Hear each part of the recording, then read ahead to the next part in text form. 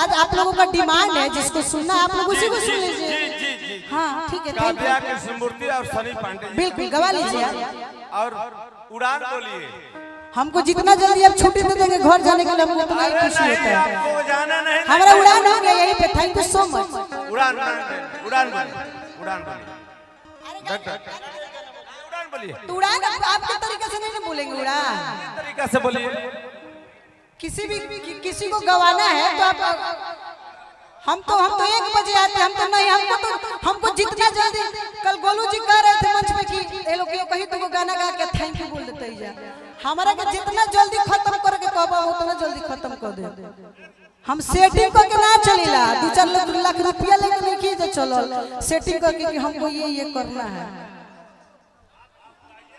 ना। ठीक है, देखिए पब्लिक जिसको सुनना चाहे उसी को सुने, क्या दिक्कत है। हम लोग छोटे कलाकार हैं। हम हाँ ठीक है। अच्छा आ जाइए आप लोग एक गाना गा लेते हैं, उसके बाद समापन करते हैं।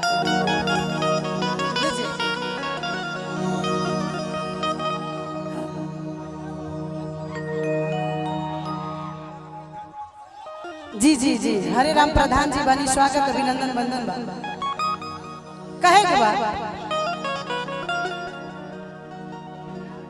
हाँ हम सही बोले, हमको गावास ना लगेला। हम दूसरा नियम नहीं कि हम गावे खातिर हम छपिटाई वाली जो गाना के कह दी सब गा के घरे निकली जल्दी, घरे लोग खोजता है हमारा। आ कहे के बाद कि ये जी लाली पलंग मचदार तकिया, हमनी के गाना के दम पे हिट बनी जना कि बॉडी देखा के हिट नहीं खींचे। हाँ गाना के दम पे नहीं हिट है तो जो सुनना चाहेगा सुनाएंगे, नहीं सुनना चाहेगा बैठ जाएंगे। मंजय यादव जी लड़का के चाचा की तरफ से बड़ी सुंदर पुरस्कार कि ये जी लाली पलंग मचदार तकिया आ करवट फेरी ना बोलंगा हमार बोलिया,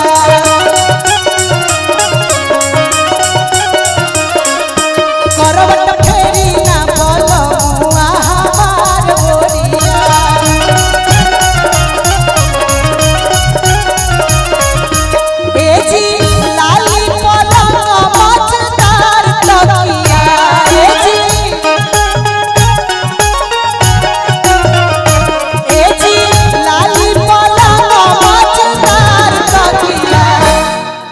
गौतम यादव जी विश्वविद्यालय दिल्ली के तरफ से बड़ी सुंदर पुरस्कार कि करवट फेरी ना बोलो हमार बोलिया,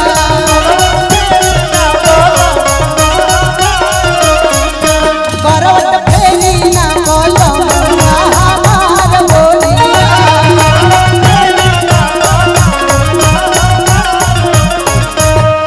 सुमन यादव जी की तरफ से बड़ी सुंदर पुरस्कार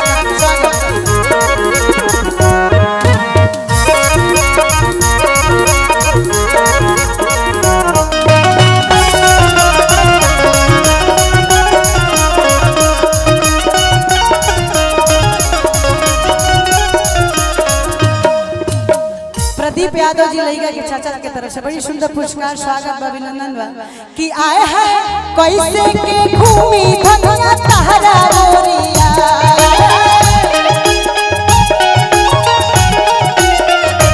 आए हैं कैसे के घूमी धनिया तहरा मोरिया, ताहर नथिया के पूजावा बड़ला नथिया।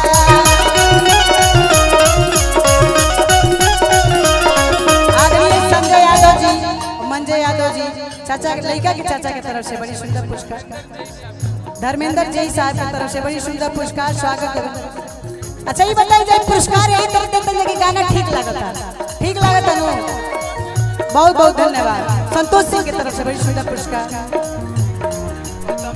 गौतम यादव विश्वविद्यालय दिल्ली छात्र नेता की तरफ से बड़ी सुंदर पुरस्कार। कहेगा आए हैं गड़ता तो गोड़े हुआ चुकी रतिया,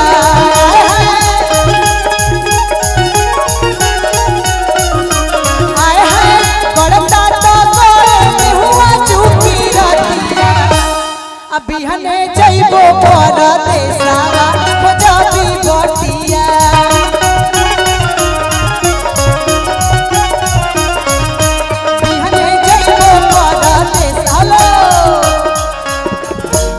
यही में लास्ट लड़का के चाचा शिव कुमार जी की तरफ से बड़ी सुंदर पुरस्कार कि सूते न संगवा खटिया कि सूते न संगवा खटिया और सजिया दसाई के। अच्छा गाना अच्छा लगा तो कल खपरी बजा के आशीर्वाद दे दीजिए। कैसे सैया जी दिलवा मांगे कमछा बिछाइए सैया जी दिलवा मांगे कमछा बिछाइए सूते न संगवा खटिया सूते न संगवा खटिया हाय सजिया दसाई के। सैया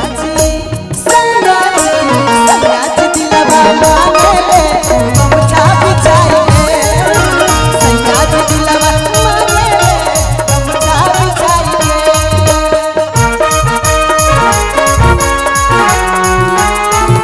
गौतम यादव विश्वविद्यालय की तरफ से बड़ी सुंदर पुरस्कार स्वागत क्या बात है।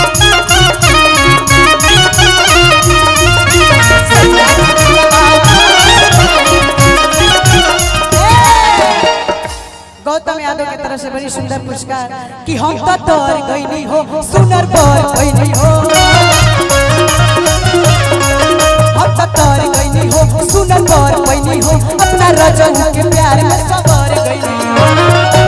बड़ी सुंदर पुरस्कार बच्चा यादव भाजपा की तरफ से बड़ी सुंदर पुरस्कार कि ये खुशी रहे लगावा ये खुशी रहे लगावा रे सब पियावा दुलारे हाय हाय रे सब पियावा दुलारे हाय हाय रे सब पियावा इधर नामे इतना बा गौतम यादव की तरफ से बड़ी सुंदर पुरस्कार कि हम तो तोर गईनी हो सुनर बोर गईनी हो हम तो तोर गईनी हो सुनर बोर गईनी हो अपना रजन के प्यार में सबर गईनी